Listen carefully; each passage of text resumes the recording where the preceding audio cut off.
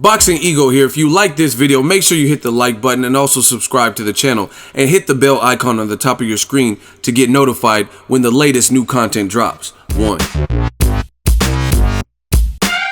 Dana White of the UFC responds and drills Oscar De La Hoya for his recent comments. Stay tuned. What up, Fight World? It's your boy Ego, and I'm back with some more boxing. Make sure you smash the like button. Also, subscribe to the channel for the latest and greatest in boxing if you want to become part of the gang.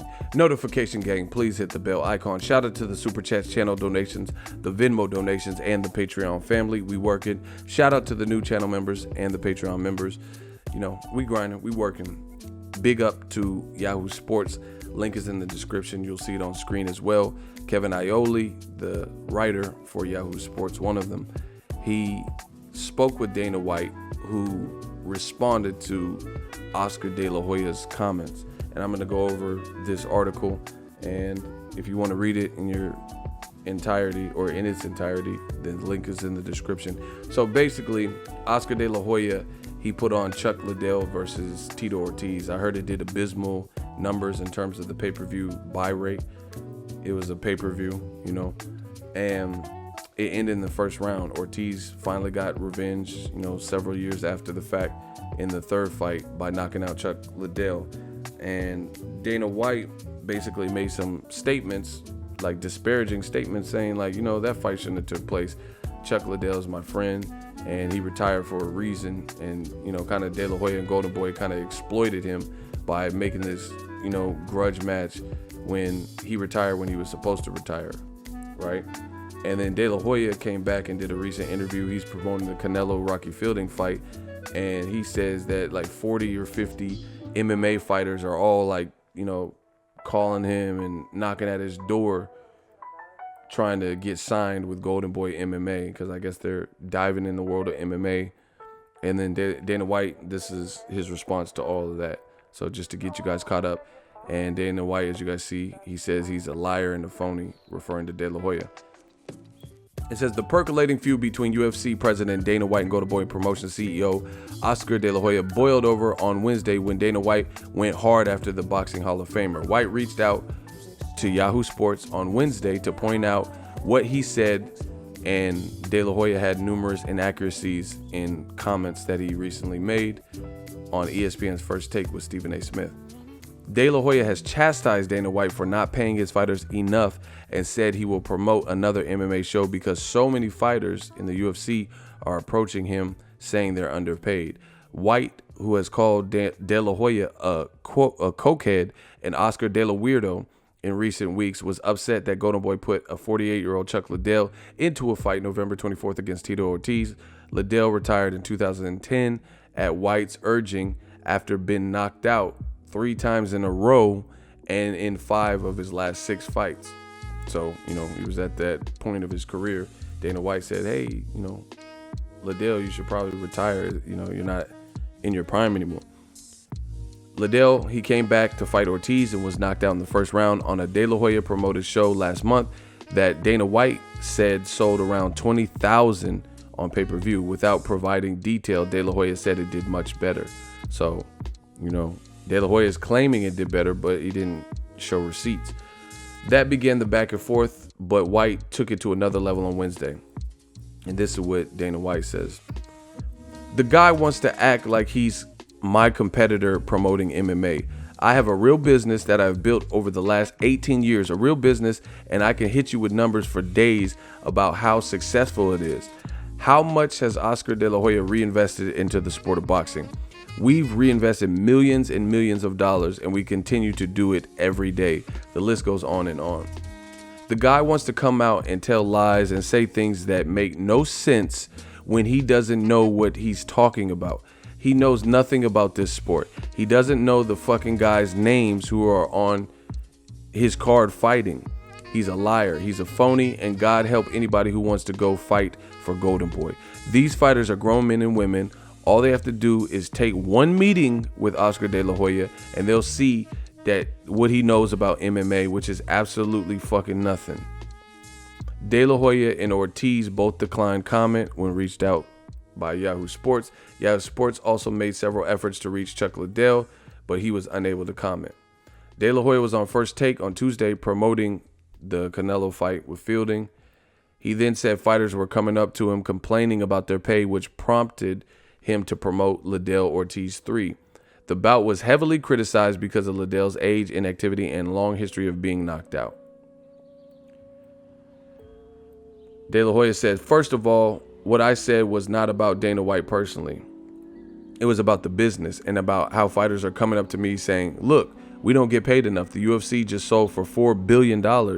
We're here struggling to make ends meet and fighting in a world title fight that does 1 million homes, and I only get paid $50,000. White categorically denied that assertion and said there has never been a UFC championship fight that sold 1 million or more on pay-per-view where a fighter made just $50,000. White was particularly incensed about comments De La Hoya made about how much the UFC paid Ortiz and Liddell for their UFC fights. White said the beginning with UFC 52, April 2015, when Liddell knocked out Randy Couture to win the light heavyweight title. Liddell never made less than $1 million in a UFC fight, including UFC 52. He fought 11 times for the UFC from that point forward. White said that Liddell's final 3 UFC fights, knockout losses to Rashad Evans in 2008, Shogun in 2009, and Rich Franklin in 2010, he made a minimum of $2.7 million each fight.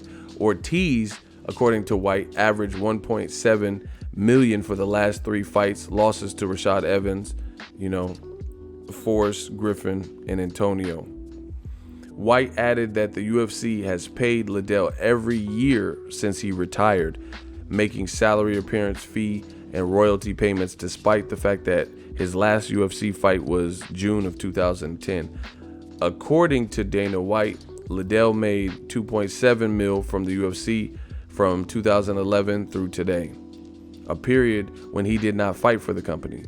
By year, he made $391,000 in 2011, $409,000 in 2012, $360,000 in 2013, $358,000. Damn, Dana White showing receipts. $358,000 in 2014, etc. You guys can see it on the screen. I'm not going to read all these, And he said he even made $14,577 this year. White said the UFC did not pay Liddell a salary this year, only appearance and royalty money. De La Hoya said Chuck Liddell made $200,000 when he fought Tito Ortiz, and that pay-per-views did 1.5 million homes. Who kept the rest of the money? White said. Well, let me set the record straight. UFC 47 was on April 2004, and that was the first time Chuck and Tito fought. That pay-per-view did 106,000 buys. At UFC 66, December 2006, when they fought for the second time, it did 929,000 buys. When Chuck fought the second time, he made $2.882 million, and Tito made a little over $2 million. These are the facts, so Oscar is lying again. Wow. Dana White said that since 2001, when he became the UFC's part of their ownership, the company has promoted 9 shows that did 1 million or more pay-per-view sales. He said the total athlete compensation for those fights were $133 million. Breaking it down, $84 million went to the main event fighters, 27.4 million to the co-main event fighters, 21.6 to the rest of the fighters on those cards. California State Athletic Commission records show Liddell made $250,000 and Ortiz made $200,000 for the Oscar De La Hoya November 24th bout. Wow. So he says, just read the rest, because I feel like I'm doing a lot of reading. Reading is fundamental, but I want to talk now. Anyway, read the rest of the article. He's also making a comparison. I already read the article. They already have a mutual fighter, Gleason Taiba, and he's saying when he fought on De La Hoya's show, he got $10,000 to show and another $10,000 if he won. And that same fighter on the UFC got $50,000 to show and $50,000 to win when he fought on UFC in New York against Desmond Green. So he made $50,000. So, you know, Dana White is pulling out the big guns and showing out, like, by showing receipts and, like, detailed, like, audits of who made what. And he says Chuck Liddell's even making money even though he's retired, you know, just royalties and, like, just residuals or whatever. You know, Oscar De La Hoya, you know, this, it doesn't look good if you're saying stuff that's not factual. You know what I'm saying? Like, if you're out here, I don't know, listening to what a fighter said, but then not doing your research, and then Dana White starts stunting on you and showing all of the details and precise amounts of how much people made, you know, it's a bad look. And then, like, you know, I think this part of the article is pretty telling, is, you know, according to the California State Athletic Commission, he's saying that Chuck Liddell and Tito Ortiz are getting around 200,000 in De La Hoya's. Like, De La Hoya is saying, look, right here, California State Athletic Commission records show that Chuck Liddell made 250,000 and Tito Ortiz made 200,000. You know, so how is De La Hoya going to criticize the UFC and say they're underpaying? You know, and then according to what Dana White is saying, he's saying that when Chuck fought Ortiz the second time, he made 2.8 million and Tito made 2 million, you know, versus 250 and 200,000. So, you know, De La Hoya may have opened a can of worms that he's not ready to, like, rebuttal. You know, he's saying that everyone's complaining about their pay, but Dana White's out here showing precise numbers, you know, of how much each person made, you know, just going through his ledgers or whatever and itemizing it. So you guys let me know what you guys think. I don't know how successful Golden Boy will be with MMA promoting, because the first fight, the card was horrible. It wasn't, you know, it didn't seem organized, and they talk about that in the article right here. It says Dana White and Chuck Liddell are longtime friends, and White is Liddell's former manager. Dana White said Liddell told him, "This is the most unprofessional and disorganized group of people I've ever worked with. I guess I was spoiled because I was with the UFC for most of my career and I got used to how it was done over there." You know, so it did seem kind of disorganized. You know, De La Hoya was like shaking, like he was like rubbing his hands together, talking about how cold it was and saying he couldn't remember a lot of the fighters' names, but they're all great fighters. You know, that's pretty embarrassing, to be honest. Shout out to Yahoo Sports for, you know, digging deep and touching bases with Dana White. We'll see with De La Hoya if he responds, which he probably won't. But like I said, I don't really know what the future of Golden Boy. Obviously, it was their first event, you know, but you shouldn't throw stones if you live in a glass house. That first MMA card was nothing to fear for the UFC. You know, the UFC just put on Conor McGregor versus Khabib Nurmagomedov, which did like 2.4 million buys. You know, that in the MMA world, you know, I follow some MMA, you know, writers and different stuff on Twitter and on YouTube. And this Tito Ortiz, Chuck Liddell 3 shit was like the laughing stock of the MMA. You know, how it played out, how it shouldn't have happened. The undercard was weak.